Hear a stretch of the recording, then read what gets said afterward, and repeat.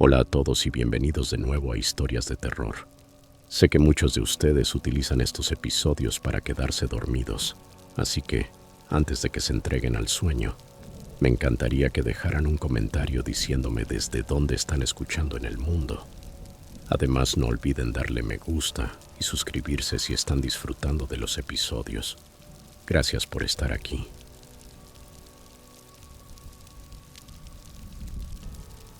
Historia 1. Tenía 22 años cuando ocurrió esto. Aún cursaba el último año en la Universidad Estatal de Ohio y conducía de regreso a casa en Cincinnati para pasar el fin de semana.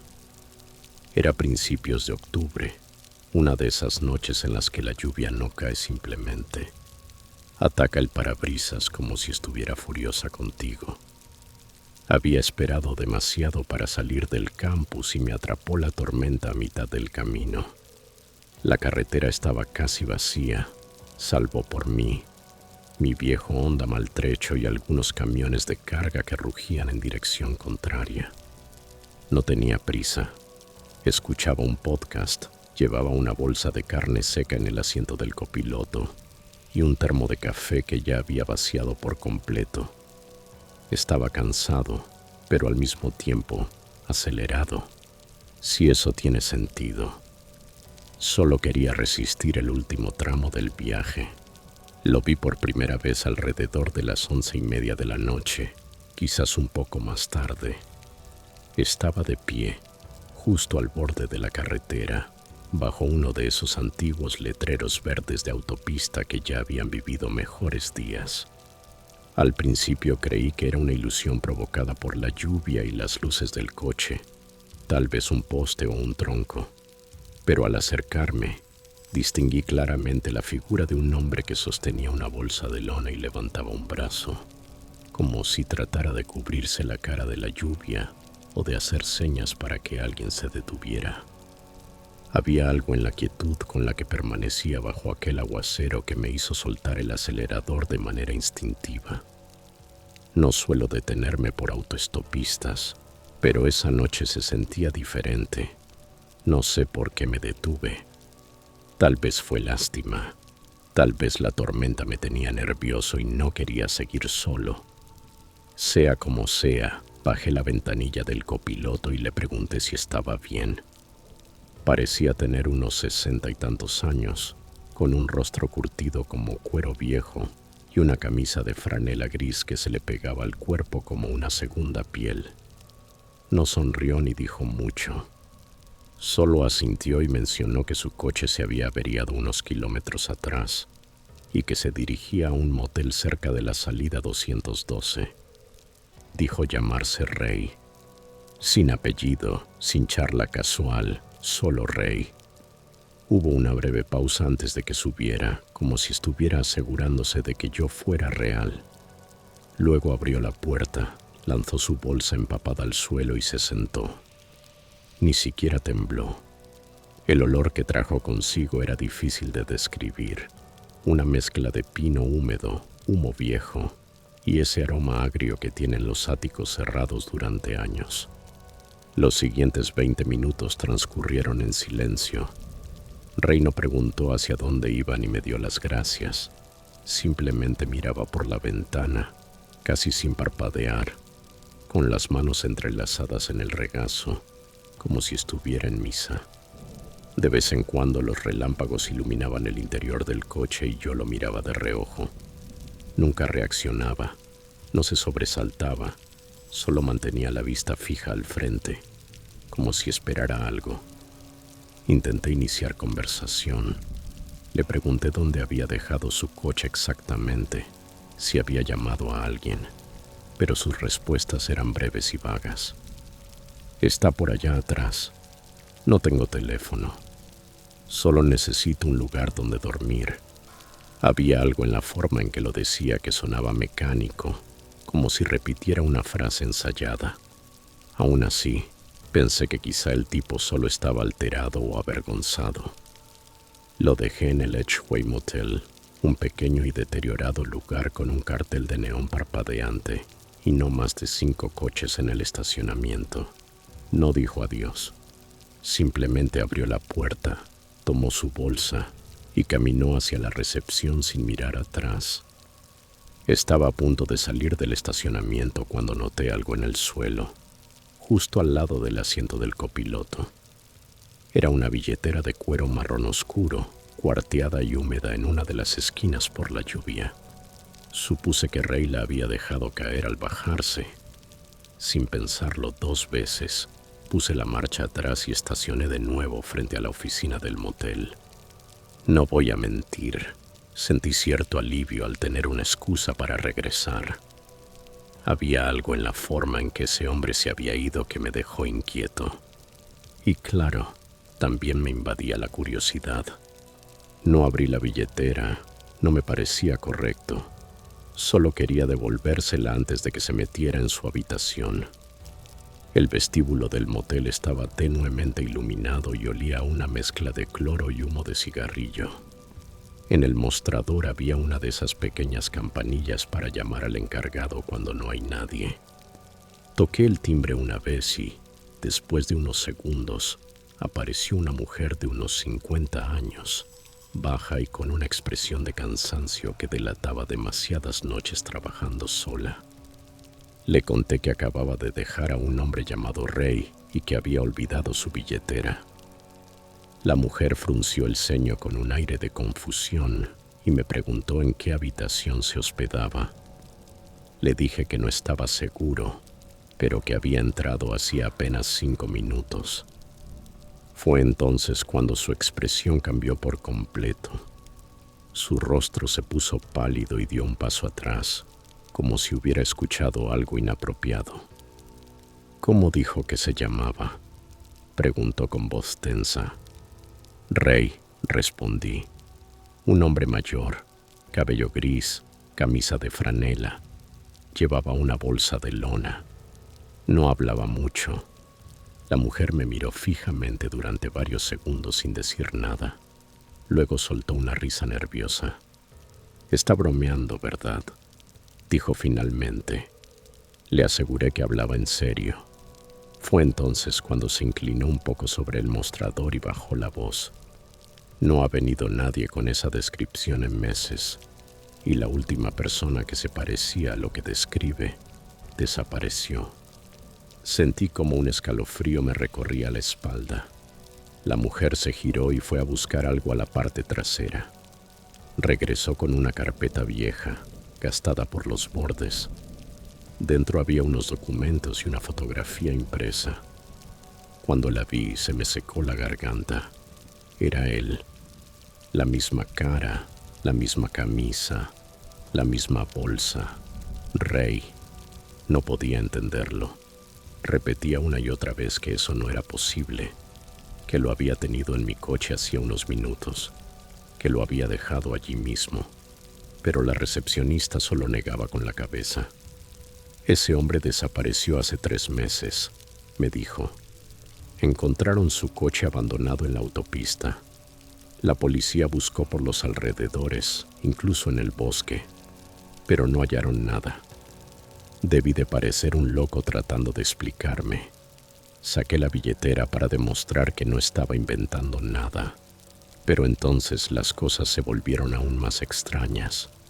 El documento de identidad dentro era antiguo, muy antiguo, fechado a finales de los 80.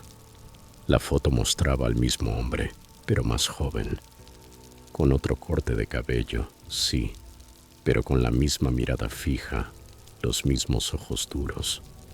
No sé por qué, pero de repente tuve la sensación de que no debía seguir sosteniendo esa billetera. No se sentía como un objeto perdido, sino como algo que había sido dejado ahí a propósito. Se la entregué a la mujer, que al principio no quería tocarla tampoco. Finalmente la envolvió en una bolsa de plástico y dijo que avisaría al sheriff por la mañana. Salí del vestíbulo sintiéndome como si acabara de despertar de un sueño ajeno. El asiento del copiloto aún estaba húmedo donde él había estado. La lluvia ya había cesado, pero el aire se sentía más denso, pesado, como si algo invisible me estuviera presionando el pecho. Me quedé allí, inmóvil, mirando la puerta del motel, esperando ver si tal vez salía. Pero nada se movía. No se veían sombras tras las cortinas ni se oían pasos. Solo el zumbido del neón y el ronroneo del motor del coche. Alejarme de ese lugar se sintió incorrecto, como si estuviera dejando algo sin resolver. Mientras conducía no podía evitar mirar una y otra vez por el espejo retrovisor, medio esperando ver a Ray sentado otra vez en el asiento trasero, silencioso, con esa mirada fija que no decía nada. Pero el asiento estaba vacío. La autopista parecía distinta en el camino de regreso. Seguía siendo la misma, y sin embargo, algo se sentía fuera de lugar, como si la distancia se hubiera estirado, como una fotografía mal enfocada. Intenté convencerme de que todo había sido una simple confusión, una coincidencia extraña, pero esa sensación persistía, la certeza de que había recogido a alguien que no debía estar allí, que durante esos 20 minutos de trayecto yo había formado parte de una historia que no me pertenecía. Esa noche apenas dormí. Me pasé horas reviviendo cada detalle, tratando de encontrar algo que hubiera pasado por alto. Su silencio, las respuestas evasivas, la forma en que nunca me miró directamente.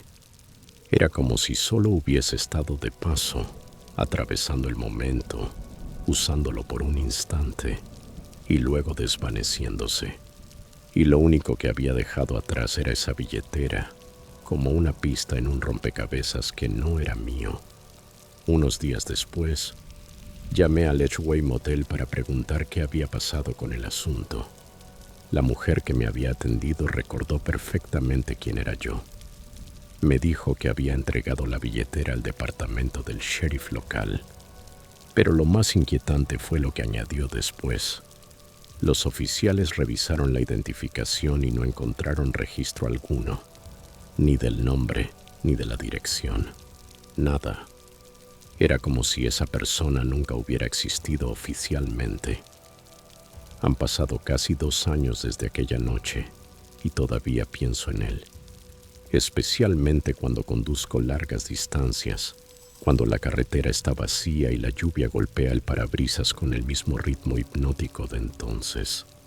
Nunca volví a ver a Ray, pero a veces cuando paso frente a algún motel antiguo o veo a alguien parado solo al borde de la autopista, no puedo evitar preguntarme si aquel hombre fue realmente un fantasma o simplemente alguien que se deslizó por las grietas del mundo de una manera que nunca podremos comprender.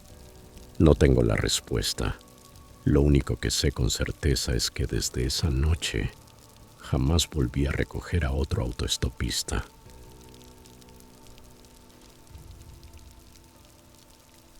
Historia 2. Hola, soy Mark. Tengo 34 años ahora, pero esto ocurrió cuando tenía 29. En aquel entonces, mi esposa Olivia y yo acabábamos de regresar de visitar a su hermana en Idaho y estábamos conduciendo de vuelta a Colorado, atravesando Wyoming.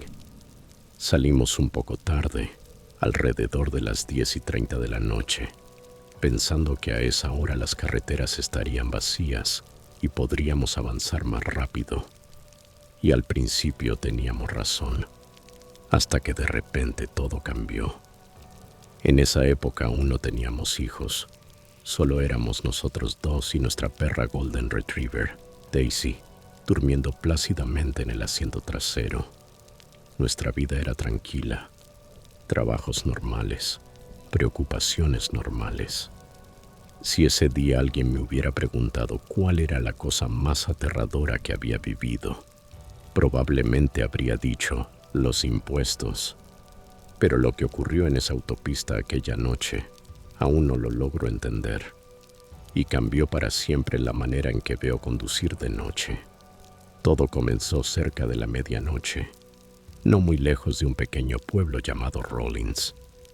Si alguna vez has manejado por Wyoming de noche, sabrás lo desoladas que son esas carreteras. No hay farolas, solo un cielo negro, asfalto agrietado y de vez en cuando, el reflejo de unos ojos de animal brillando entre los matorrales. Llevábamos unos 40 minutos desde la última gasolinera, cuando Olivia notó unas luces acercándose por el espejo retrovisor. Al principio no le dimos importancia, pensamos que era otro auto más, algo poco común pero posible. Sin embargo, el vehículo, una camioneta negra, vieja, tal vez una Dodge o una Ford, comenzó a acercarse rápidamente. No señalizaba, no cambiaba de carril, solo se lanzaba hacia nosotros y se pegaba a nuestro parachoques trasero, tan cerca que parecía querer subirse al maletero. Toqué ligeramente el freno para hacerle saber que lo había visto. Nada. No redujo la velocidad. Seguía allí, pegado, con las luces altas encendidas a toda potencia. El interior del coche se iluminó como si estuviéramos bajo los focos de un set de filmación.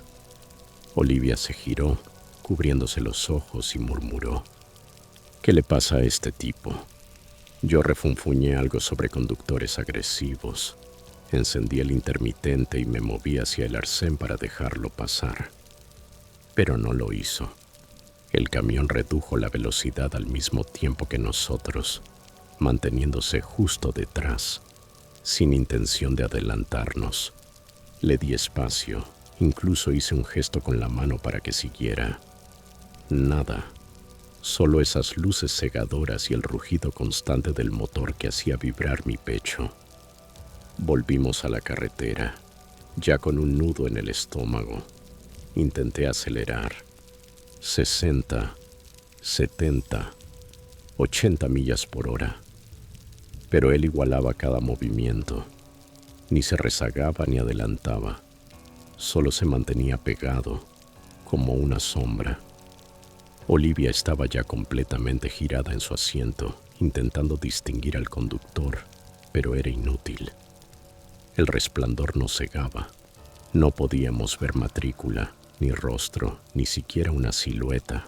Solo ese frente cuadrado, esas luces que quemaban los ojos. Y fue entonces cuando empezó a sentirse diferente. Ya no parecía un conductor molesto, sino alguien que nos estaba cazando. Tomé la siguiente salida que encontré. Era una carretera secundaria de 2 carriles que se internaba hacia el este entre los caminos rurales. Mi razonamiento era simple.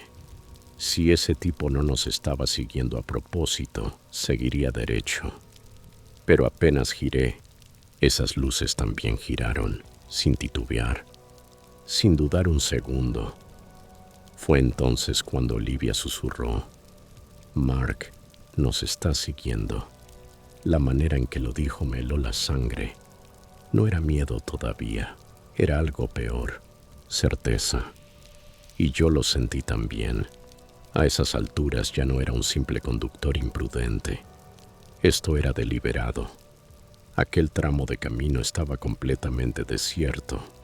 No había casas, ni postes, ni señales. Solo terreno plano, cercas de alambre de púas y kilómetros de nada. Intenté llamar al 911, sin señal. Nada.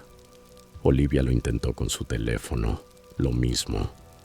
Recuerdo haber mirado las barras de señal como si pudiera obligarlas a aparecer con solo desearlo. Y fue entonces cuando el camión hizo algo que me heló más que todo lo anterior. Apagó las luces. De golpe, oscuridad total detrás de nosotros. Sin resplandor, sin ruido de motor, solo el sonido de nuestras llantas sobre el asfalto y un silencio asfixiante que nos envolvió. Olivia me agarró del brazo y susurró: «¿Dónde está?». No respondí. No tenía idea. Reduje la velocidad, pensando que tal vez se había detenido o había tomado otro camino. Entonces miré de nuevo por el espejo retrovisor. Las luces volvieron a encenderse, pero ahora estaban muchísimo más cerca. Ni siquiera lo había oído acercarse. Debió habernos seguido en la oscuridad, sin faros, a ciegas. El corazón me dio un vuelco. Apreté el acelerador con toda la fuerza y giré bruscamente hacia un camino de tierra que no reconocía. Una nube de polvo se levantó alrededor del coche y escuché a Daisy ladrando desesperada en el asiento trasero. No sabía a dónde íbamos, solo sabía que teníamos que alejarnos. El camino de tierra se retorcía a través de lo que parecía un antiguo terreno ganadero abandonado. El pasto seco golpeaba los costados del coche y los postes de madera pasaban veloces como dientes bajo la luz tenue. Miré hacia atrás. El camión seguía ahí y cada vez estaba más cerca. Olivia temblaba, con lágrimas en los ojos, rogándome que hiciera algo. Y yo quería hacerlo. Dios, cómo quería hacerlo. Pero ¿qué haces cuando no hay nada alrededor durante millas? Sin señal, sin casas, sin ayuda, y un camión detrás que claramente no quiere hablar.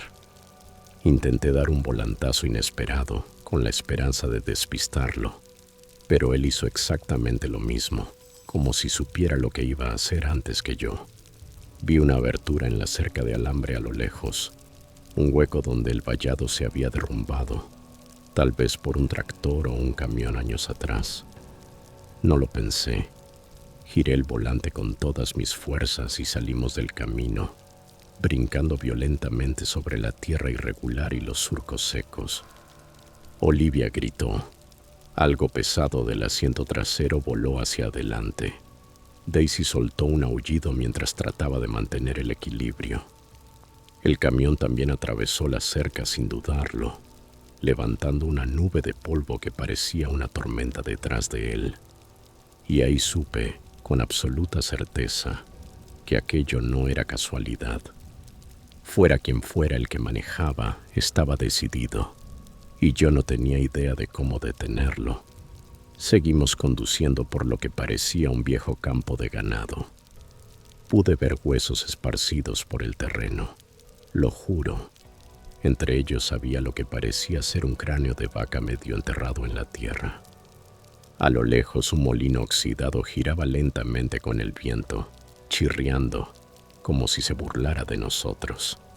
Vi un sendero de tierra que se curvaba hacia la izquierda, en dirección a una hilera de árboles recortados contra el cielo.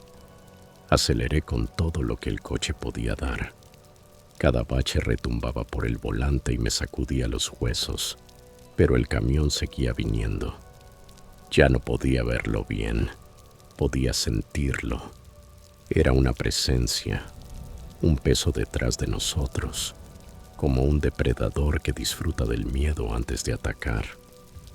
No quería alcanzarnos todavía. Quería asustarnos primero. Y entonces vimos algo que nos dio un pequeño rayo de esperanza. Una estructura vieja, de madera, desmoronada, quizás un granero o un cobertizo para alimento. Giré bruscamente y detuve el coche detrás del edificio. Apagué las luces. Olivia sollozaba, abrazando a Daisy, murmurando oraciones que no había pronunciado desde que murió su madre. Esperamos. Nada, solo el viento. El sonido de nuestra respiración, rápido, entrecortado. El silencio era tan espeso que parecía tener forma. Bajé un poco la ventanilla del lado del conductor y escuché. No había motor, ni pasos, ni faros. Solo el lamento del molino girando. Le susurré a Olivia que iba a echar un vistazo. Ella me agarró del brazo, negando con la cabeza, pero le dije que tenía que ver dónde estaba. Abrí la puerta despacio. El aire nocturno me golpeó con un frío cortante. Avancé bordeando la estructura, hundiendo las botas en la tierra blanda. Y entonces lo vi. El camión negro estaba ahí, detenido, a unos 50 metros. No se movía, sin luces. Pero dentro había algo, una pequeña luz roja, débil, como el punto de una colilla encendida. Solo que no estaba en el asiento del conductor.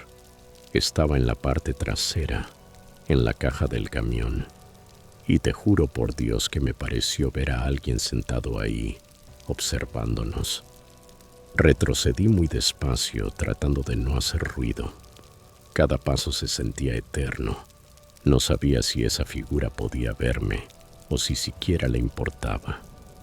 Pero la quietud era tan absoluta que tuve la certeza de que no estaba mirando a una persona, sino a una trampa. Volví al coche sin aliento y le susurré a Olivia: «Está ahí, solo está sentado». «¿Qué significa eso?», me preguntó con la voz quebrada. No supe qué responder.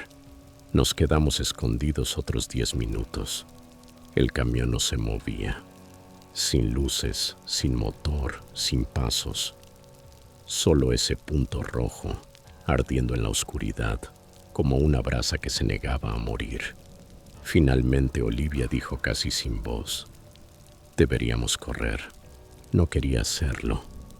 Todo mi instinto me gritaba que salir del coche era peor, pero el tanque de gasolina estaba casi vacío. No podíamos quedarnos allí hasta el amanecer. Recordé haber pasado un cartel de un rancho unos 5 kilómetros atrás, antes de dejar el camino principal. Así que tomamos una decisión. Agarramos a Daisy, nuestros teléfonos, una linterna, y nos internamos en el campo, evitando mirar hacia el camión. Caminamos durante lo que pareció una eternidad, sin sendero, sin referencias, solo rezando para no caer en un hoyo, ni en una madriguera, ni en algo peor. Cada sonido nos sobresaltaba. Cada soplo de viento sonaba como un susurro detrás de nosotros. Después de casi una hora caminando, vimos una luz a lo lejos, una luz de porche, tenue pero constante. Corrimos hacia ella. Era una vieja casa de campo, deteriorada pero bien cuidada. Una pareja de ancianos nos abrió, confundidos pero amables, y nos dejaron entrar sin dudarlo. El hombre, Jim, me dejó usar su teléfono fijo para llamar a la policía.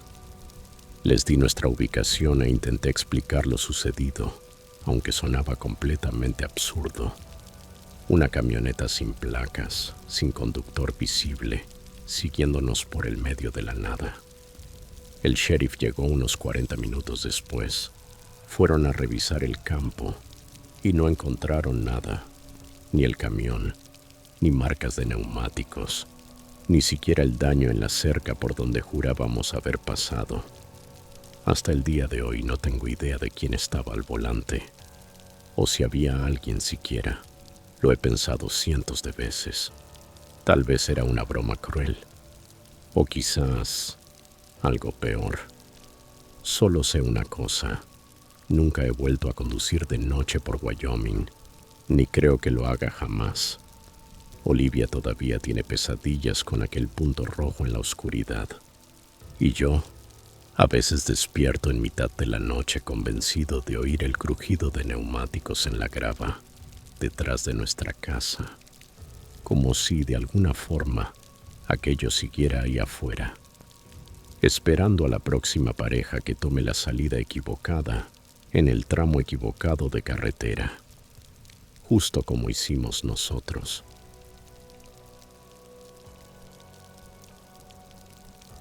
Historia 3. Tenía 32 años cuando ocurrió esto. Era principios de septiembre, ese tipo de calor pegajoso de Texas que hace que la camisa se te adhiera a la espalda incluso antes del mediodía.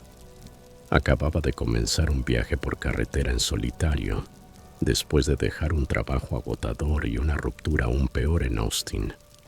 No estaba en busca de encontrarme a mí mismo, ni nada de eso. Simplemente necesitaba estar lejos de la gente por un tiempo. No tenía un destino fijo, solo la idea vaga de visitar algunos parques estatales y, con suerte, llegar a Marfa si me alcanzaba el ánimo. Conducía un Ford Escape de segunda mano. Llevaba una hielera con bocadillos y esa inquietud que te impulsa a atravesar pueblos pequeños solo para ver qué hay. Aquel día llevaba en la carretera desde las 7 de la mañana y solo había parado a cargar gasolina en una estación casi abandonada cerca de un sitio llamado Potit. Lo recuerdo porque el letrero estaba tan desteñido por el sol que parecía el fantasma de un logotipo. El lugar estaba prácticamente vacío. Una bomba funcionaba, la otra estaba envuelta en cinta amarilla de precaución. Había una tiendita diminuta al lado, de esas que huelen a aceite de motor viejo y donas en polvo. Mientras llenaba el tanque la vi. Estaba de pie a un costado, junto a un sedán plateado con el capó levantado. Tenía los brazos cruzados y el cabello pegado al rostro por el sudor. A primera vista pensé que solo era una chica local con problemas en el coche, pero algo en su postura no encajaba.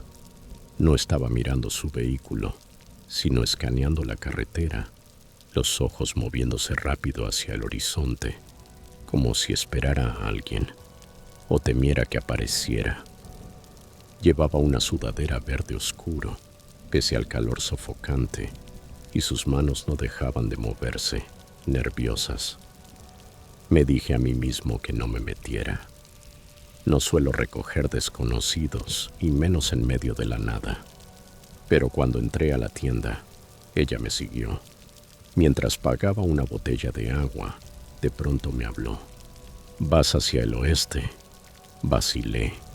Algo dentro de mí gritaba que mintiera, que dijera que iba en dirección contraria, pero asentí antes de poder detenerme. Parecía agotada, como si no hubiera dormido en días. Dijo llamarse Rachel. Me ofreció $20 por llevarla a un pueblo a 1 hora de distancia, en algún punto de la ruta 90. Le dije que se quedara con el dinero. No sé por qué lo hice. Tal vez fue culpa, o quizá la mirada perdida y triste en sus ojos. Casi no habló mientras conducíamos. Sostenía una bolsa de lona como si dentro llevara su vida entera. A medida que avanzábamos parecía relajarse un poco, pero solo un poco.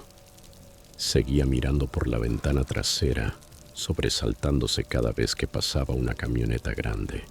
No quería insistir, pero después de media hora de silencio le pregunté si alguien la estaba siguiendo. No respondió al principio. Luego, con la voz más suave que he escuchado en mi vida, dijo: «Si aparece un hombre llamado Curtis, no le digas que me viste». Su voz se quebró al pronunciar el nombre. Sentí un nudo en el estómago. No pregunté más. No hacía falta. Había visto ese tipo de miedo antes. Trabajé en un refugio para mujeres hace años. Había querido pensar que Rachel solo tenía un problema con su auto, pero ahora sabía que era algo mucho peor. No conocía a Curtis, pero solo escuchar su nombre me erizó la piel. Le dije que conmigo estaba a salvo, y lo creía. Lo que no sabía entonces era que Curtis ya la estaba buscando, y que ayudarla me arrastraría a algo mucho más oscuro de lo que jamás imaginé. Llegamos a un restaurante tipo diner alrededor de la 1 de la tarde. Era uno de esos lugares antiguos, con techo metálico y carteles descoloridos de Coca-Cola pegados en las ventanas. Se llamaba Gertie's y solo había 3 autos en el estacionamiento. Me pareció un sitio tranquilo, seguro. Rachel no había dicho casi nada desde que mencionó a Curtis. Seguía mirando por la ventana, las manos apoyadas sobre las piernas, apretadas, inmóviles. Dentro, el aire olía a comida frita y café barato. Una camarera de unos 60 años, con el cabello teñido de rojo intenso, nos asignó una mesa junto a la ventana. Rachel pidió papas fritas, pero no las tocó. Intenté romper el hielo, hacerla reír, pero su atención estaba fija en la puerta de entrada. Podía sentir la tensión en ella, como electricidad suspendida en el aire. Fue entonces cuando cometí el error de ir al baño y dejarla sola. No estuve fuera ni 5 minutos. Al regresar, la mesa estaba vacía. Su bolso de lona seguía allí, pero ella no. Me quedé helado. Luego la vi a través de la ventana. Estaba parada junto al teléfono público. al borde del estacionamiento, los hombros tensos, y a unos 3 metros de ella, de espaldas a mí, había un hombre, ancho de hombros, chaqueta de mezclilla, cabello escaso. Incluso a la distancia se percibía la violencia contenida en su postura, la forma en que se inclinaba hacia ella, imponiéndose. Mi corazón empezó a martillar. Salí del restaurante intentando parecer calmado, aunque el pulso me retumbaba en los oídos. Rachel me vio y movió los labios sin emitir sonido. No, negó con la cabeza una vez, lentamente, pero no podía quedarme quieto. Caminé hacia ellos y pregunté, fingiendo tranquilidad, ¿todo bien por aquí? El hombre se giró despacio, y fue en ese momento cuando lo supe. Era Curtis. La mirada que tenía, fría, calculada. La mirada de alguien que está acostumbrado a controlar. Solo estoy hablando con mi esposa, dijo con una voz tranquila, pero con ese tono que no admite réplica. Rachel me miraba como si quisiera gritar, pero no pudiera hacerlo. Le respondí, ella está conmigo. Curtis ladeó la cabeza, observándome con una sonrisa casi imperceptible. ¿La recogiste tú?, preguntó como si ya conociera la respuesta. Asentí. Sus ojos bajaron hacia el bolso que yo aún sostenía en la mano, y en su rostro se dibujó algo feo, algo oscuro. Luego sonrió, pero fue una sonrisa vacía, sin emoción. Gracias por cuidarla, dijo con voz baja. Yo me encargo de aquí en adelante. Y fue en ese instante cuando Rachel corrió. No hacia mí, corrió hacia la parte trasera del restaurante. Instintivamente corrí tras ella. Escuché a Curtis maldecir detrás de mí y seguirnos. Dimos la vuelta al edificio, el sonido de la grava crujiendo bajo nuestros pies, las piernas ardiéndome del esfuerzo. Detrás del restaurante había una pequeña franja de árboles y un canal de desagüe seco. Rachel ni lo dudó. Se deslizó por la pendiente, casi torciéndose el tobillo, y desapareció entre los arbustos. Yo la seguí, abriéndome paso a golpes entre ramas y telarañas, tratando de no perder de vista su sudadera verde. El corazón me latía tan fuerte que podía oírlo en los oídos.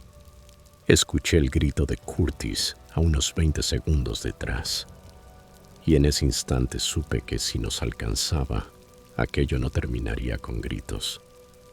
Había visto hombres como él antes, y sabía de lo que eran capaces. Nos adentramos más en el bosquecillo detrás del restaurante, aunque no era más que una franja estrecha de árboles y maleza entre dos terrenos. Esperaba que desembocara en un patio trasero, una cerca, algo, pero seguía y seguía. Las ramas me arañaban los brazos, la camisa se enganchaba en los matorrales. Rachel se movía con una agilidad que solo da el miedo. Después de unos 5 minutos, llegamos a un arroyo seco, lleno de botellas rotas y colillas de cigarro. Nos escondimos bajo un tronco caído, jadeando, tratando de recuperar el aire. Rachel temblaba tanto que pensé que se iba a desmayar. Le susurré. ¿Era él? Ella asintió, mordiéndose el labio hasta hacerlo sangrar. Permanecimos en silencio unos minutos, escuchando. Nada, ni ramas rompiéndose ni pasos. Tal vez lo habíamos perdido, o tal vez solo estaba esperando. Rachel seguía mirando al frente, los ojos fijos, como si temiera que el simple parpadeo pudiera costarle la vida. Finalmente murmuró. Tiene un rastreador. ¿Un qué?, pregunté con el estómago encogido. Un rastreador. No pensé que lo usaría. Sentí un escalofrío recorrerme la espalda. ¿Qué tipo de rastreador?, le pregunté. No respondió de inmediato. Solo metió la mano en el bolsillo delantero de su sudadera y sacó un teléfono que yo no había visto antes. No es mío, susurró. Es de él. Pensé que lo había tirado ayer, pero debió poner otro. Y de pronto todo encajó. Así fue como Curtis nos encontró tan rápido. Esa sonrisa fría que había mostrado en el restaurante no era de sorpresa, sino de confirmación. Él ya sabía. Le dije que teníamos que deshacernos de eso, ahora. Asintió y, sin dudar, arrojó el teléfono al lecho seco del arroyo con tanta fuerza que se estrelló contra una roca y se partió. Luego Rachel abrió su bolsa de lona y sacó otra igual, una segunda. No pregunté de dónde la había sacado. No quise saberlo. Nos quedamos allí escondidos un buen rato más, escuchando el silencio. Cuando estuve seguro de que no había nadie siguiéndonos, salimos del arroyo y seguimos el borde del bosque hasta toparnos con algo que parecía una casa rodante abandonada. Tenía las ventanas rotas, la pintura descascarada y una vieja antena parabólica oxidada. No se veía un alma. Rachel se agachó y se metió debajo del tráiler. Dejó allí su bolso escondido. Si vuelve a encontrarme, susurró, al menos no se llevará esto. No pregunté qué contenía. A esas alturas no quería saberlo, pero le prometí que la llevaría a un lugar seguro. Cruzamos un terreno cubierto de maleza hasta llegar a un camino de servicio. Por suerte todavía tenía las llaves del coche. Había dejado el vehículo cerrado, así que no había sufrido daños. Dimos un rodeo grande hasta acercarnos de nuevo al restaurante desde el otro lado, vigilando por si aparecía la chaqueta de mezclilla. Nada. O se había metido al local, o se había marchado pensando que Rachel había huido en otra dirección. Abrí el coche a distancia y corrimos hacia él como fugitivos. Cuando por fin volvimos a la carretera, pasaron 10 millas antes de que alguno dijera una palabra. Mis manos temblaban sobre el volante. He sentido ansiedad antes, pero aquello no era miedo, era rabia. Rabia de ver cómo un tipo como Curtis podía aparecer en pleno día, hablar como si tuviera derecho sobre ella y marcharse como si nada. No paramos hasta llegar a una ciudad más grande llamada Hondo. Entré al estacionamiento de la estación de policía, dispuesto a pedir ayuda, pero Rachel me agarró del brazo con desesperación. No, dijo casi sin voz. No la policía. La miré, confundido. ¿Por qué? Él es bombero voluntario, dijo temblando. Lo conocen aquí. No me van a creer. No me ayudarán. Su voz se quebró al final. Y le creí. Esa mirada en Curtis no era la de un novio celoso. Era la de alguien acostumbrado a tener el control, a manipular, a imponer su versión de la historia. Así que hice lo único que pude pensar. La llevé a un motel a las afueras del pueblo, pagué en efectivo y le inventamos un nombre falso. Le di mi teléfono de repuesto y anoté, de memoria, algunos contactos de refugios y líneas de ayuda. Sabía que no podía quedarme con ella, pero tampoco iba a dejarla indefensa. Antes de despedirnos, me abrazó de golpe, con fuerza, temblando. No tenías que detenerte, me dijo al oído. La mayoría no lo habría hecho. No supe qué contestar, así que le dije la verdad. Me alegra haberlo hecho, y lo decía en serio, a pesar del miedo, del caos, de todo. Me alegraba. Esa noche conduje casi 160 kilómetros más antes de permitirme detenerme y llorar. No sabía si Curtis seguía buscándola o si había regresado a su pequeño reino, donde todos lo creían un buen hombre. Pero sabía que Rachel era inteligente y que ya no estaba sola. Tenía una oportunidad. Unas semanas después, recibí un mensaje de un número desconocido. Solo decía, llegué, gracias. Sin nombre, sin ubicación. Lo leí 3 veces antes de borrarlo. No necesitaba respuesta. Solo necesitaba saber que estaba bien. No he vuelto a saber de ella desde entonces. No sé qué fue de Curtis y espero nunca averiguarlo. Pero cada vez que paro en una gasolinera de algún pueblo pequeño, recuerdo su rostro, el miedo en sus ojos, pero también la fuerza que escondía. Esa calma tensa, ese silencio que llevaba como armadura. Y me pregunto cuántas mujeres como ella están ahí afuera, corriendo, escondiéndose, rezando porque algún desconocido se detenga. Nunca pensé que sería de los que recogen a alguien en la carretera, pero lo hice, y aún pienso en lo que habría pasado si no lo hubiera hecho, si hubiese seguido conduciendo. Nunca olvidaré la mirada de Curtis cuando se dio cuenta de que ella se le escapaba. No era furia, era miedo, porque por primera vez ella se le estaba yendo de las manos. Y espero, con todo mi corazón, que siga así, que haya desaparecido de su vida para siempre.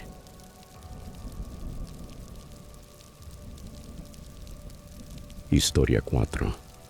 Trabajaba de noche como repartidor para una aplicación de entregas de terceros, allá por septiembre de 2019. Recién me había mudado a Nashville después de abandonar la universidad, tratando de averiguar qué demonios hacer con mi vida. No era un trabajo glamuroso, ni mucho menos. La mayoría de las veces entregaba hamburguesas y alitas a estudiantes borrachos o a enfermeras agotadas haciendo turnos dobles. Era de esos empleos que te dejan demasiado tiempo para pensar y no el dinero suficiente para dejar de preocuparte. Aquella noche eran casi las 11:30 de la noche y ya planeaba terminar con un último pedido. Acababa de dejar una entrega en un motel cerca de la Interestatal cuando me llegó una nueva notificación. Buena paga, pero la dirección estaba lejos, muy lejos. El pedido decía que debía entregar en una casa de campo a unos 40 minutos fuera de la ciudad. Técnicamente, seguía dentro del radio de servicio, pero justo al borde. No había código de acceso ni instrucciones, solo un nombre, de Monroe, y una dirección vieja, en un camino rural que jamás había escuchado.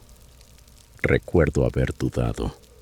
La aplicación solía llenarse de pedidos cerca del centro, no en dirección contraria. Pero esa noche estaba cansado, con poco combustible y con ganas de acabar de una vez. Así que acepté. Recogí la comida en un restaurante abierto 24 horas y emprendí el viaje. Al principio todo era normal. Algunas curvas saliendo de la autopista, gasolineras vacías, vecindarios tranquilos, hasta que los postes de luz empezaron a escasear. Y entonces solo quedó la oscuridad. Esa oscuridad profunda que solo existe en el campo, donde las luces altas del auto iluminan más insectos que carretera. Miraba el GPS constantemente, pero cuanto más avanzaba, más comenzaba a fallar. La señal se trababa, el mapa giraba solo, me redirigía sin motivo. En algún punto, incluso la música se cortó y quedé manejando en completo silencio, con los árboles cerrándose a los lados del camino como si se inclinaran hacia mí. Finalmente la voz del GPS anunció: ha llegado a su destino, solo que no había nada, ninguna casa. Frente a mí, apenas un camino de tierra estrecho, lo justo para un coche, perdiéndose entre los árboles. Pensé que debía haberme equivocado, pero revisé la dirección 2 veces. Era esa. Supuse que la casa estaría al final del sendero, así que avancé lentamente. El grava crujía bajo las llantas y las ramas rozaban la pintura del coche. No había luces, ni buzón, ni sonidos, solo oscuridad. Por fin la vi, una casa de campo escondida al fondo, con la pintura blanca descascarada y el techo medio hundido. No había luces en el porche, ni autos estacionados, ni movimiento alguno. Apreté el freno y apagué el motor, dejando solo los faros encendidos. Y no sé por qué, pero todo en ese lugar me hizo sentir que no debía estar ahí, como si hubiera entrado en un sitio que alguien había querido olvidar a propósito. Tomé la bolsa de comida del asiento del copiloto y bajé del auto. El aire olía a humedad y madera podrida, ese olor denso que se siente cerca de un arroyo o un granero viejo. El ambiente era pesado, casi pegajoso. Subí los escalones del porche. Crujían bajo mis pies, como si no hubieran soportado peso humano en años. Golpeé la puerta. Nada. Golpeé de nuevo, más fuerte esta vez. Entrega para Monroe, dije en voz alta. Silencio. Iba a dejar la bolsa y marcharme cuando escuché algo. Un crujido leve dentro de la casa. No era el viento. Demasiado preciso. Demasiado intencionado. El corazón me dio un vuelco. Solo dejo el pedido aquí, dije forzando una sonrisa inútil. Nadie respondió. El sonido volvió, esta vez varios pasos lentos, distantes, como si alguien caminara sobre tablas viejas. Todo mi instinto me gritaba que me fuera, pero una parte estúpida de mí pensó que quizás era un anciano, lento para llegar, o alguien que no había escuchado bien. Así que me moví hacia un lado del porche para mirar por la ventana más cercana. El cristal estaba cubierto de polvo, lleno de manchas. Casi no se veía nada, pero en el reflejo de mis faros, algo se movió. Un parpadeo, una silueta fugaz detrás del vidrio, y desapareció. Un escalofrío me recorrió la espalda. Retrocedí despacio. Muy bien, la dejo aquí, dije, apenas en un hilo de voz. Dejé la bolsa sobre el porche y caminé rápido hacia el coche. No corrí, pero estuve cerca.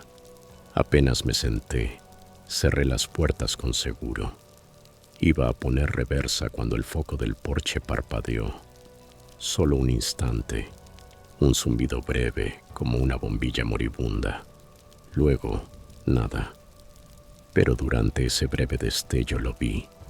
Una silueta en el pasillo, inmóvil, observando.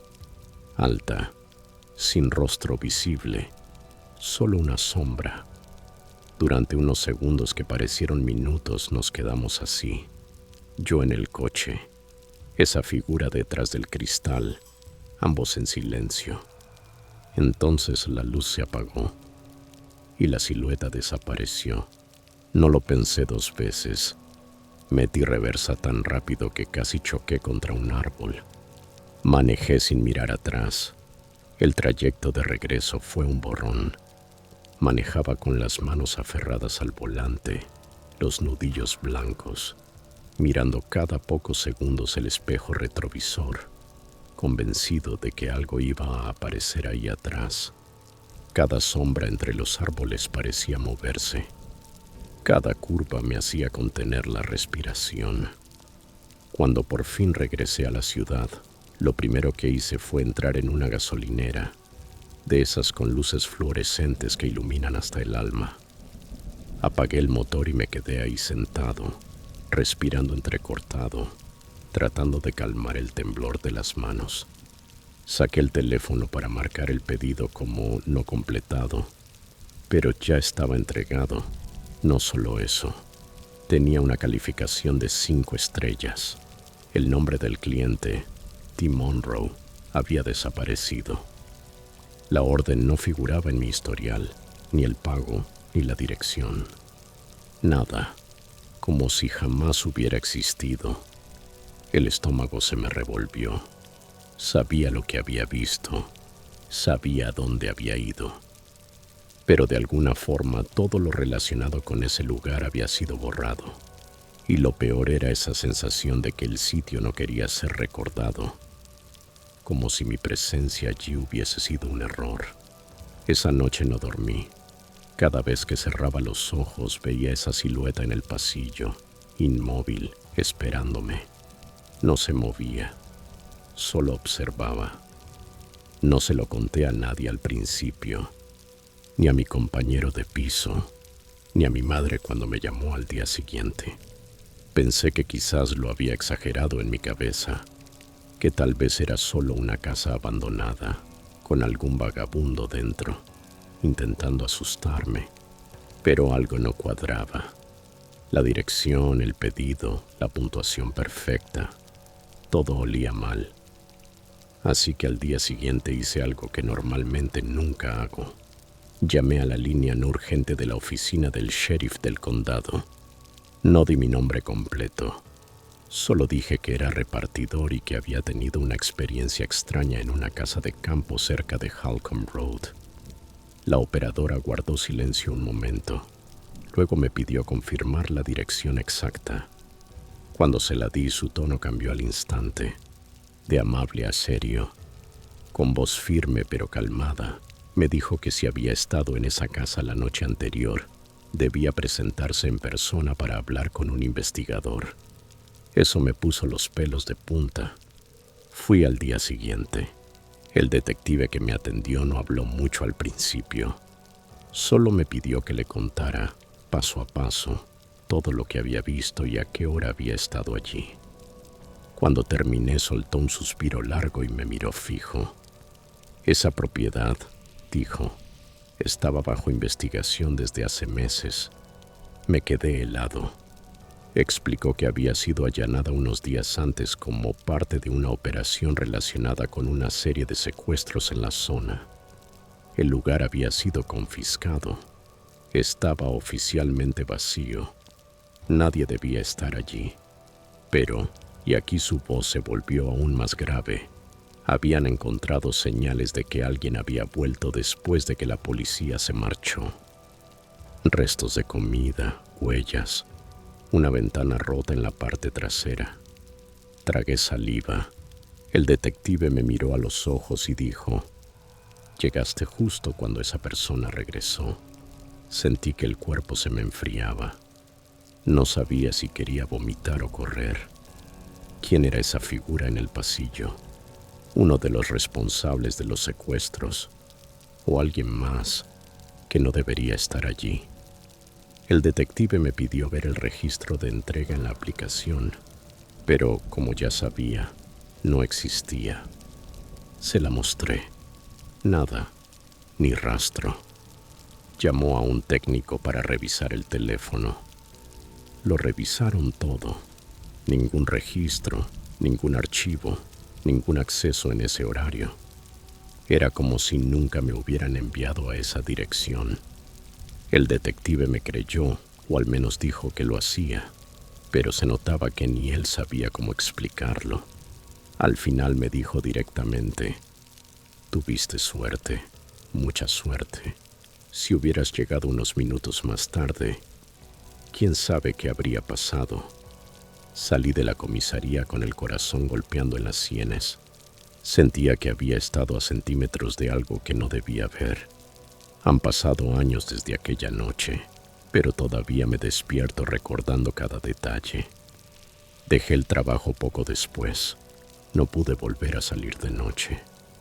Incluso hoy, si conduzco por una carretera rural y veo una luz parpadeando en una ventana, el estómago se me encoge como un puño. A veces me pregunto qué habría pasado si hubiera tocado una vez más la puerta, si hubiera esperado un poco más en ese porche. Nunca obtuve respuestas. Y siendo sincero, no estoy seguro de quererlas. Pero hay algo que sí sé. Había alguien en esa casa, y esa persona me estaba esperando.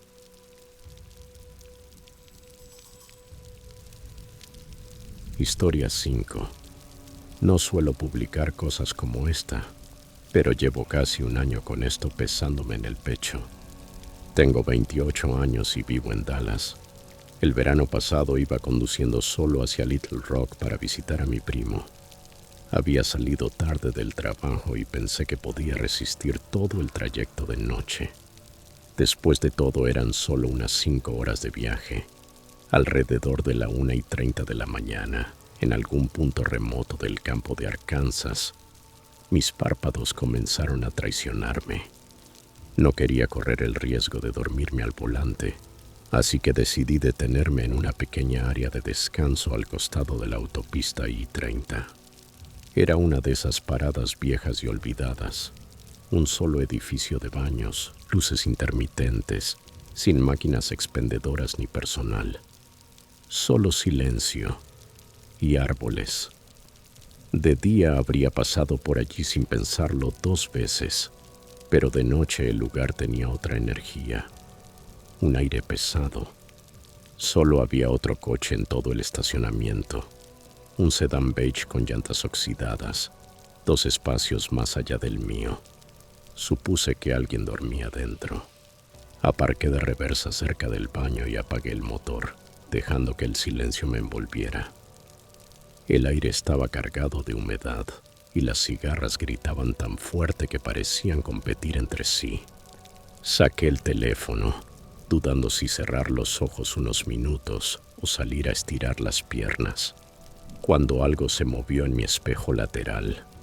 Una mujer mayor, quizás de unos 70 y tantos años, estaba de pie a pocos metros de mi ventanilla. Era delgada, pequeña, con el cabello gris sujeto en una trenza suelta. Llevaba un cardigan azul claro, demasiado abrigado para ese calor sofocante. No intentaba asustarme. En realidad, ella misma parecía asustada.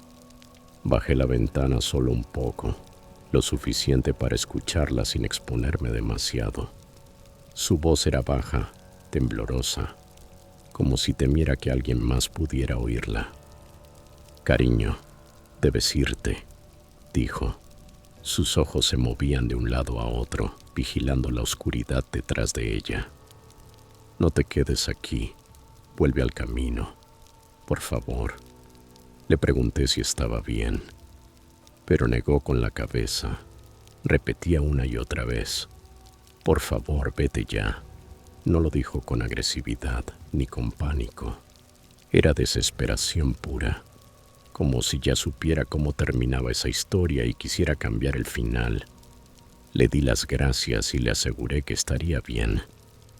Ella se quedó mirándome unos segundos más. Luego se dio la vuelta y caminó despacio hacia el borde del bosque. No llevaba coche, ni teléfono, ni nada. Simplemente desapareció entre los árboles. Me quedé sentado allí, con el motor apagado, intentando entender qué acababa de pasar. Una parte de mí quería creerle. Algo en su voz, en su mirada, me decía que no estaba mintiendo. Pero la parte racional de mi cerebro intervino. Quizás estaba paranoica, confundida, o tal vez era una mujer sin hogar, asustada de estar sola en la noche. Aún así decidí no quedarme mucho. Iba a ir rápido al baño y seguir mi camino. Tomé las llaves, respiré hondo y me incliné para abrir la puerta. Justo en ese momento, unos faros me cegaron desde el frente. Una camioneta negra, grande, se había detenido frente a mi coche. No tenía placas visibles. Había 2 hombres dentro. Al principio pensé que solo iban a estacionarse, pero algo en la forma en que se detuvieron me erizó la piel. No se colocaron en un espacio, se atravesaron de lado, con el frente apuntando directamente hacia mi parachoques. Me estaban bloqueando la salida. El pasajero era alto, ancho de hombros, con una camiseta blanca manchada. Se inclinó hacia adelante, apoyando los brazos sobre el tablero, mirándome como si estuviera evaluándome. El conductor, más bajo y corpulento, llevaba una gorra de camionero que le cubría los ojos. Solo se distinguía el resplandor anaranjado de un cigarrillo en su mano. Durante unos segundos ninguno se movió. Yo tampoco. El corazón me golpeaba tan fuerte que el volante vibraba bajo mis dedos. El pasajero fue el primero en actuar. Abrió la puerta con calma, sin prisa, como si tuviera todo el tiempo del mundo. No me miró directamente. Rodeó la parte trasera de la camioneta, arrastrando los dedos por la carrocería, golpeando el metal con las uñas de vez en cuando. El sonido era lento, seco, rítmico. No estaba improvisando, estaba avisando algo. El conductor lo siguió poco después. Se estiró, bostezando, fingiendo normalidad. Intercambiaron una mirada breve, casi imperceptible, un gesto ensayado, automático. Y en ese instante supe que no era un encuentro casual. Esto era algo planeado. Salí del trance de golpe y giré la llave. El motor tartamudeó. No podía creerlo. No había tenido un solo problema en todo el viaje, pero justo entonces el auto dudó, como si también se lo pensara. El estómago se me cayó al suelo. Por suerte, arrancó en el segundo intento. Esa fracción de segundo se sintió como una eternidad. Metí reversa, pero la camioneta seguía adelante, bloqueando el camino. El pasajero comenzó a caminar hacia mí, despacio, con las manos en los bolsillos, sin decir nada. No esperé a ver qué quería. Giré el volante con fuerza.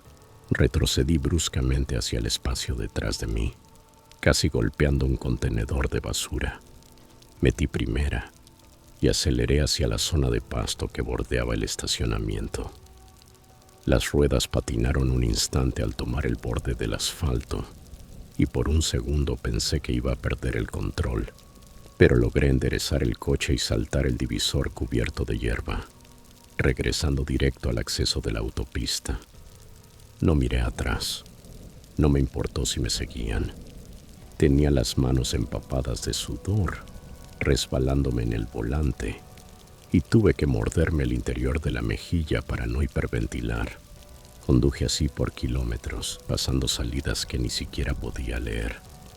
El miedo me mantenía despierto y vivo, pero lo peor vino después, la anciana.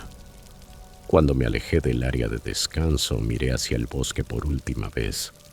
No estaba, ni ella ni su coche, nada, solo oscuridad. Era como si nunca hubiera existido. Conduje durante casi 40 minutos sin detenerme, hasta que vi las luces brillantes de un Love's Truck Stop, justo a las afueras de Hope, Arkansas. Entré directo al estacionamiento. Aparqué lo más cerca posible de la entrada y apagué el motor. Me quedé sentado ahí, con el corazón golpeando en las costillas, las manos aún temblorosas sobre el volante. La sensación de estar vivo y a salvo no me traía calma, solo incredulidad. Repetía la escena una y otra vez en mi cabeza. La mujer, su advertencia, la camioneta, la forma en que esos hombres se movían, sincronizados, como si lo hubieran hecho muchas veces antes. Al final, respiré hondo y bajé del coche. Entré a la tienda tratando de parecer normal. Tomé una botella de agua fría solo para tener algo en las manos. Mientras pagaba, le pregunté al cajero si había más áreas de descanso entre allí y Prescott.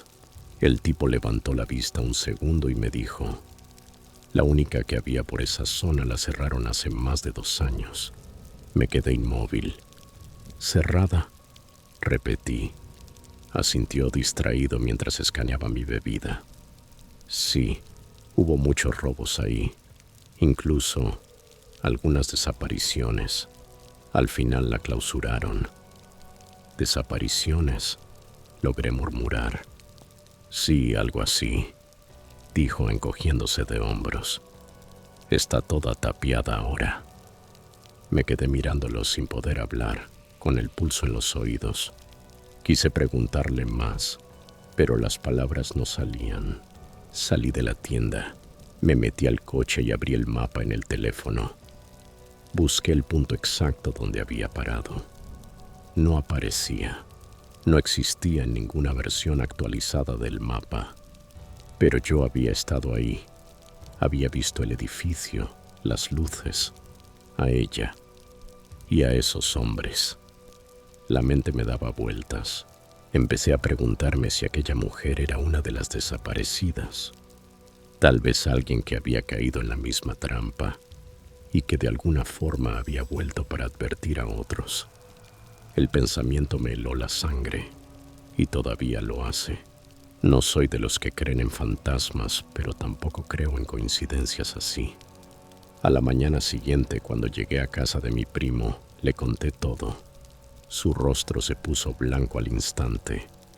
Su esposo, Matt, había trabajado en la policía. Dijo que en esa parte de Arkansas hubo una serie de desapariciones a principios de los 2010. Casi todas eran viajeros, la mayoría mujeres. Nunca atraparon a nadie. Muchos pensaron que las víctimas simplemente se habían ido por su cuenta, pero algunos de los casos sonaban demasiado parecidos. Según Matt, lo único que unía las investigaciones era que varias de las víctimas fueron vistas por última vez en esa misma área de descanso. Hice el reporte oficial, pero sin matrícula, sin rostros claros, sin pruebas. Poco podían hacer. Aún así, Matt le envió mi testimonio a un amigo suyo en la policía estatal. Desde entonces nunca más me detuve en un área de descanso, ni siquiera de día. Siempre mantengo el tanque por encima de la mitad y planifico todas mis paradas en gasolineras bien iluminadas antes de salir. Y sobre todo, escucho a mi instinto. Pienso en aquella mujer cada vez que conduzco de noche. Desearía haberle hecho caso desde el primer momento. No sé qué habría pasado si me hubiera demorado un poco más, si hubiese bajado del coche. Pero sí sé esto. Ella me salvó. Fuera lo que fuera, quien quiera que haya sido, esa mujer me salvó la vida. Y si al contar esto alguien más piensa dos veces antes de detenerse solo en medio de la nada, entonces, de algún modo, ella sigue salvando personas, incluso ahora.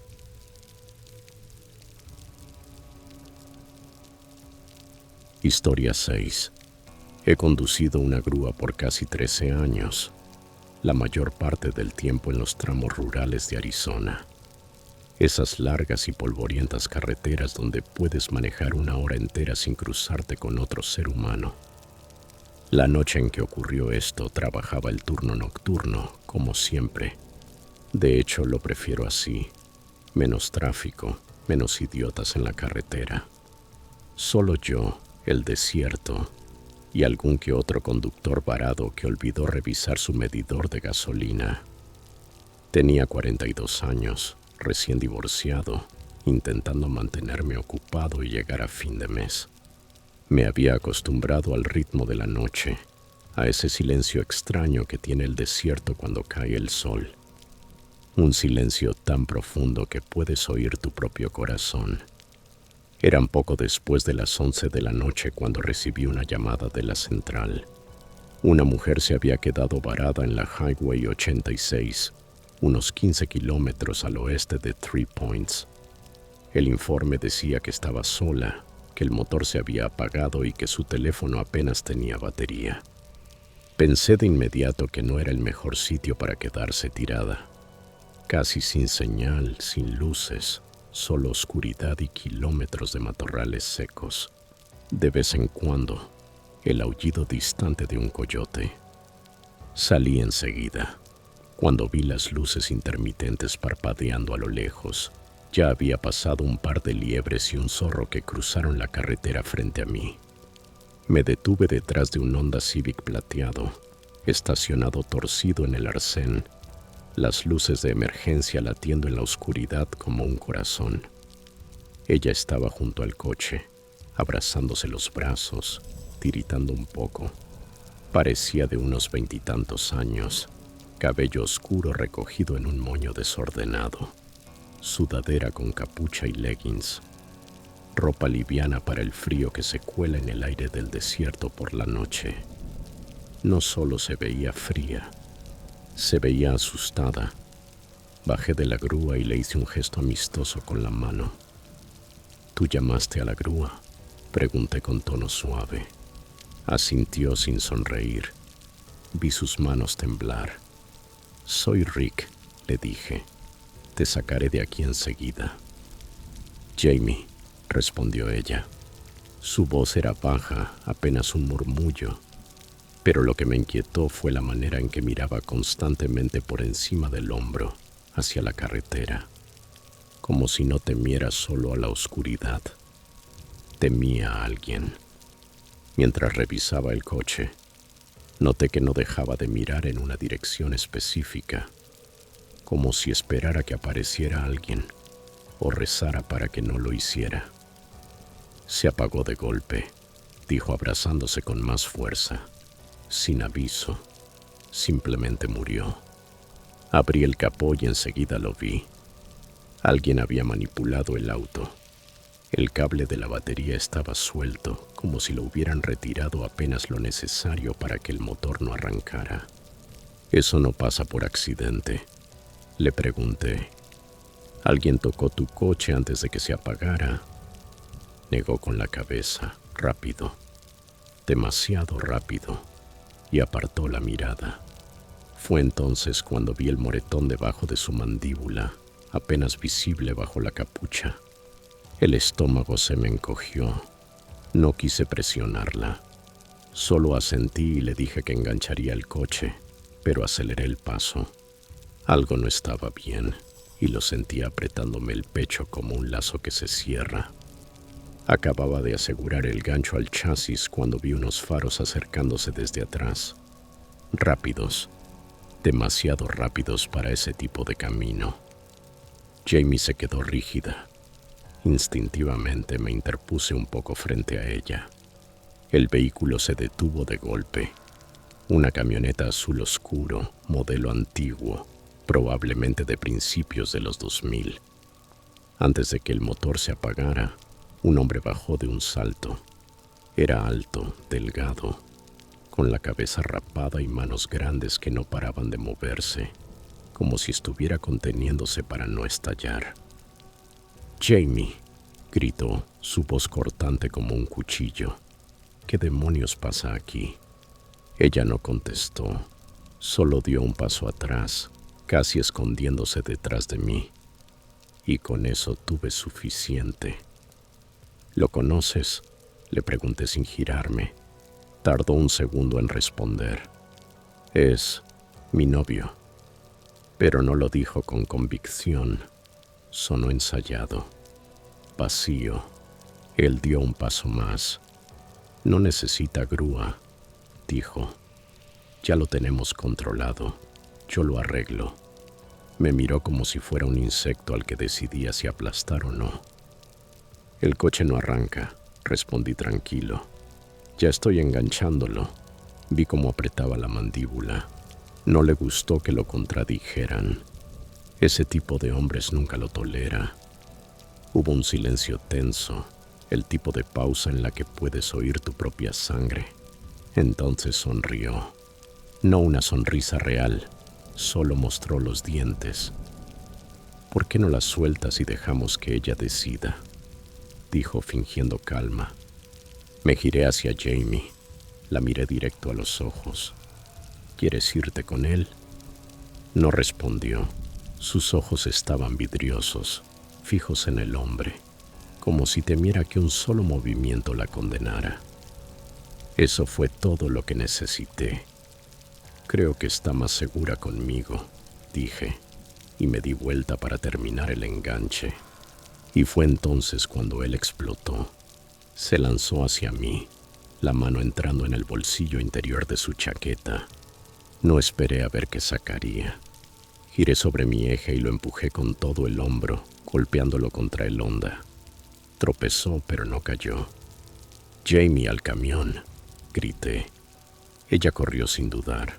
Él volvió a meter la mano en el abrigo, pero yo ya me estaba subiendo a la grúa. Cerré la puerta, eché el seguro y arranqué. El corazón me latía como si hubiera corrido una maratón. El hombre golpeaba el capó, gritando algo que no pude entender, pero ya tenía la marcha puesta. Pisando a fondo arranqué por la autopista, con el Civic tambaleándose detrás. Lo último que vi por el espejo fue su figura persiguiéndonos unos metros antes de desaparecer en la oscuridad. Condujimos varios minutos sin decir una palabra. El ruido del motor era lo único que llenaba el silencio, junto con mi respiración agitada y la del remolque tambaleándose detrás. Miraba los espejos retrovisores cada pocos segundos, esperando ver los faros de esa camioneta acercándose por detrás. Pero la carretera seguía vacía, envuelta en la negrura del desierto. Jamie no hablaba. Tenía los brazos cruzados contra el pecho, encorvada, mirando por la ventana. Sus manos temblaban tanto que el agua del botellón que le ofrecí se agitaba en su interior. ¿Estás bien?, le pregunté con voz baja. Asintió sin mirarme. Tardó unos segundos y apenas en un susurro dijo: «Gracias». Solo una palabra, pero dicha con un peso que me dejó callado. Era el tipo de gracias que viene de alguien que no ha podido decirlo en mucho tiempo. No le pregunté más. A veces lo mejor que puedes hacer es solo estar ahí. Pasaron unos 10 minutos antes de que comenzara a hablar por sí misma. No todo de golpe, sino fragmentos, suficiente para armar la historia. El tipo se llamaba Trent. Habían salido juntos unos meses, pero cuando ella terminó la relación, él nunca lo aceptó. Empezó a aparecer donde no debía, a enviarle mensajes sin parar. Cientos, tal vez miles. Sus padres no lo tomaron en serio, y la policía le dijo lo de siempre: «No podemos hacer nada mientras no haga algo». Esa noche Jamie iba camino a Tucson, a casa de su hermana. Su madre había pasado a recoger a su bebé más temprano, justo antes de que el coche empezara a fallar. Jamie pensó que había sido una coincidencia, que solo se había quedado sin batería. Pero cuando revisé los cables entendí que no, y ella también lo sabía. «Debió hacerlo cuando entré al baño de la gasolinera», dijo la voz temblando. Me siguió. Yo lo sentía. Sabía que estaba cerca. Apreté el volante furioso, pero traté de mantenerme tranquilo por ella. Seguimos conduciendo hasta llegar a una pequeña estación de policía a las afueras de Tucson, cerca de la 1 de la mañana. Aparqué justo frente a la puerta y la acompañé adentro. Le conté al oficial de guardia exactamente lo que había pasado. Esta vez sí nos tomaron en serio.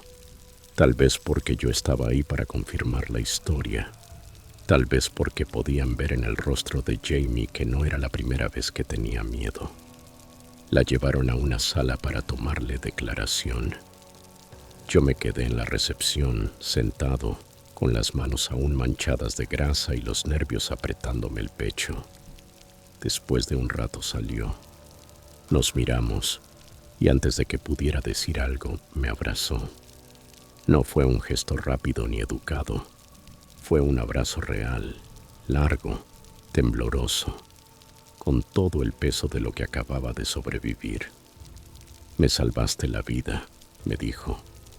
No supe qué responder. Solo la miré y asentí.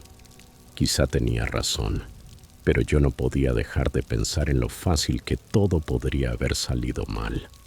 Conduje de regreso esa noche, el Civic todavía remolcado, con el desierto extendiéndose a ambos lados.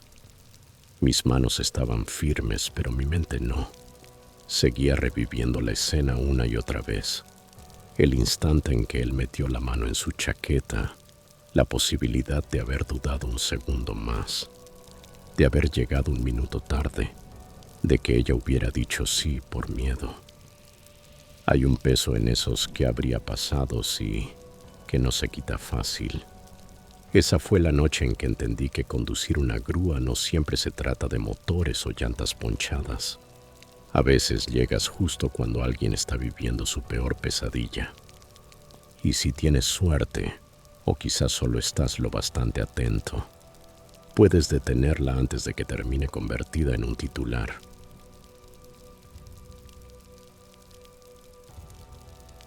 Historia 7. Tenía 28 años cuando ocurrió. En ese entonces trabajaba de forma remota para una editorial y había decidido hacer un viaje por carretera, sola, desde Arizona hasta Denver, para visitar a una amiga. Acababa de pasar por una ruptura difícil y el camino abierto se sentía como una terapia que no sabía que necesitaba. Planeé la ruta para atravesar algunos de los paisajes montañosos más hermosos de Colorado. Era finales de octubre, esa época extraña en la que el otoño todavía se aferra a los árboles, pero el viento ya muerde como el invierno. Recuerdo ese día perfectamente porque fue la primera vez que vi escarcha dentro del parabrisas. Salí del motel alrededor de las 7 de la mañana, con el café en la mano y la música a bajo volumen, intentando disfrutar del viaje y despejar la mente. Cuando llegué al paso de montaña, serían cerca de las 2 de la tarde. El sol empezaba a bajar, lanzando rayos dorados que se alargaban sobre las laderas rocosas. La carretera era estrecha, llena de curvas cerradas y con muy pocos lugares donde detenerse. Casi no había autos, lo que hacía que el trayecto se sintiera tranquilo y a la vez inquietante. Solo yo, el viento y los acantilados. Pasé junto a varios letreros que advertían sobre caída de rocas y recordaban usar las zonas de emergencia solo en caso de extrema necesidad. No le di importancia hasta que vi algo a lo lejos, un SUV verde oscuro, con las luces intermitentes encendidas, aparcado torpemente en el borde de grava. A su lado un hombre agitaba los brazos con desesperación. Parecía alguien en verdadero apuro. Reduje la velocidad, dudando si detenerme o no. No había señal telefónica allí, y si realmente tenía un problema, tal vez sería la única persona que pasaría por ese tramo en horas. El hombre dio un paso hacia la carretera mientras yo detenía el coche unos metros detrás de su vehículo. Sentí como el pulso se me aceleraba. No era miedo todavía. Era esa alerta instintiva que aparece cuando algo no encaja. Pero tu cerebro aún no entiende por qué. Bajé la ventana apenas unos centímetros. Él se acercó al lado del pasajero, el aliento empañando el cristal. Me dijo que su esposa estaba teniendo un episodio médico dentro del coche y que no sabía qué hacer. Su voz temblaba y no paraba de mirar hacia su SUV, como si esperara oírla gritar de un momento a otro.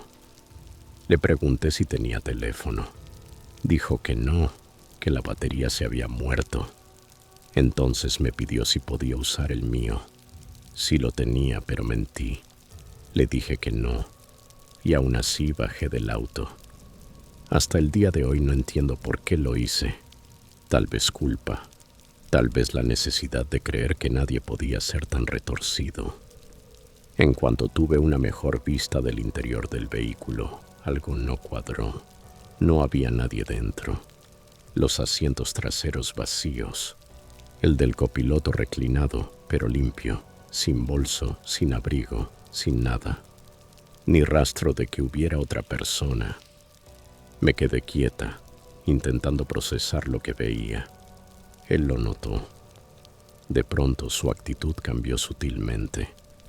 Empezó a hablar rápido, inventando explicaciones. Que su esposa debía haberse sentido mal, que quizá había ido al bosque a vomitar, que tal vez se había desorientado entre los árboles junto a la carretera.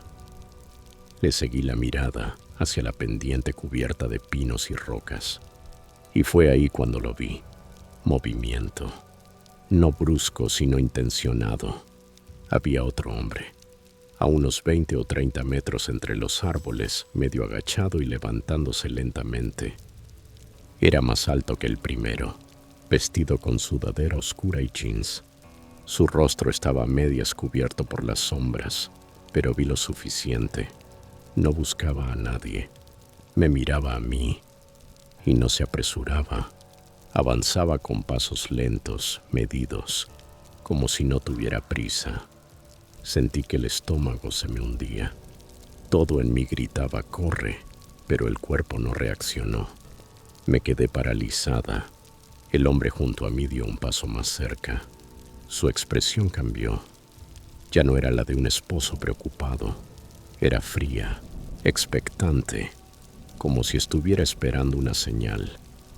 Creo que fue por ahí, dijo señalando otra vez el bosque, pero esta vez no miré.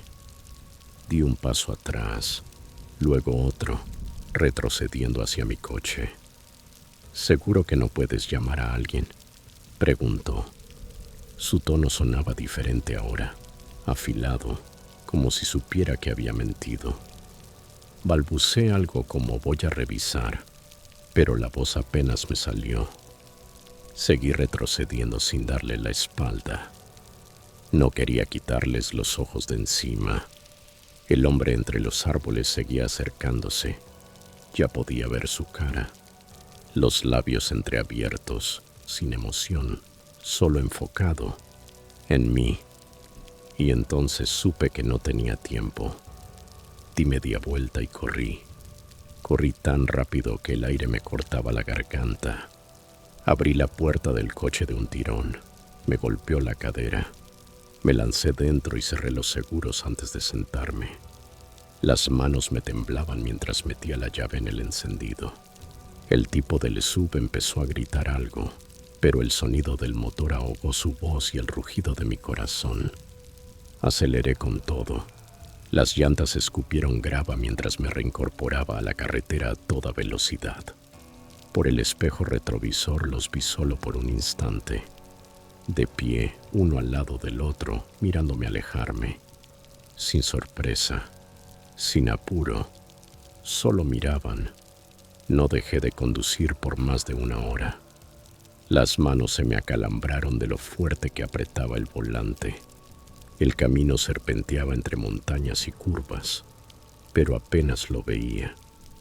Todo era una neblina dorada de pánico y adrenalina. Cada sombra que cruzaba la carretera me hacía pensar que su SUV verde aparecería frente a mí de nuevo, bloqueándome el paso, que encontraría una forma de adelantarse, de esperarme. Pero no. Durante kilómetros no vi un solo auto. Cuando finalmente vi una pequeña área de descanso, con una máquina expendedora y un mapa viejo clavado a un tablón de madera, frené. Me temblaban tanto las piernas que apenas podía salir del coche. El teléfono marcaba una señal débil, apenas una línea, pero era suficiente. Me senté en un banco y llamé a mi amiga en Denver. Intenté sonar tranquila, pero en cuanto escuché su voz, rompí a llorar. No podía contenerlo. No llamé a la policía de inmediato. No sabía ni qué decir. Nada pasó, pensaba. Nadie me tocó, nadie me detuvo, nadie me apuntó con un arma. Solo había algo, una intención, fría, deliberada, y eso era lo peor, porque no fue casualidad. Sabía lo que vi, y supe con esa certeza instintiva que no se puede explicar que yo era su objetivo, que no era la primera vez que lo intentaban. Esa calma en sus rostros, la coordinación, la forma en que el segundo hombre apareció justo en el momento indicado. No había urgencia ni confusión, solo rutina, un plan, y yo había estado a segundos de convertirme en su siguiente víctima. A la mañana siguiente, reuní valor y fui a la oficina del sheriff local. El agente que me atendió no me despreció, pero tampoco me creyó del todo. Tomó mi declaración con ese gesto de «seguro estás exagerando». «¿Tiene la matrícula?», me preguntó. Negué con la cabeza. Dijo que enviarían a alguien a revisar el área, aunque seguramente sería una confusión. Me fui frustrada, pero también en el fondo aliviada, porque si esos hombres realmente hubieran querido atraparme, si hubiera vacilado apenas un instante más, estoy convencida de que lo habrían hecho. Creo que estaban esperando el momento exacto, unos pasos más lejos de mi auto, un segundo de duda. Eso era todo lo que necesitaban. Han pasado 3 años desde entonces y todavía pienso en esa tarde cada vez que veo unas luces intermitentes al costado de la carretera. Sigo conduciendo. A veces todavía viajo sola, pero ya no me detengo por nadie. Sé que suena frío, incluso egoísta, pero he hecho las paces con esa decisión. Prefiero vivir con la culpa de no haber ayudado que no vivir en absoluto. No sé quiénes eran esos hombres, ni qué querían hacerme, ni cuántas veces lo habrán intentado con otras personas. Tal vez nada más ocurrió después, tal vez sí, pero en el fondo lo sé. Si hubiera dado unos pasos más hacia el bosque, si hubiera seguido su mano apuntando entre los pinos, no estarías leyendo esto ahora.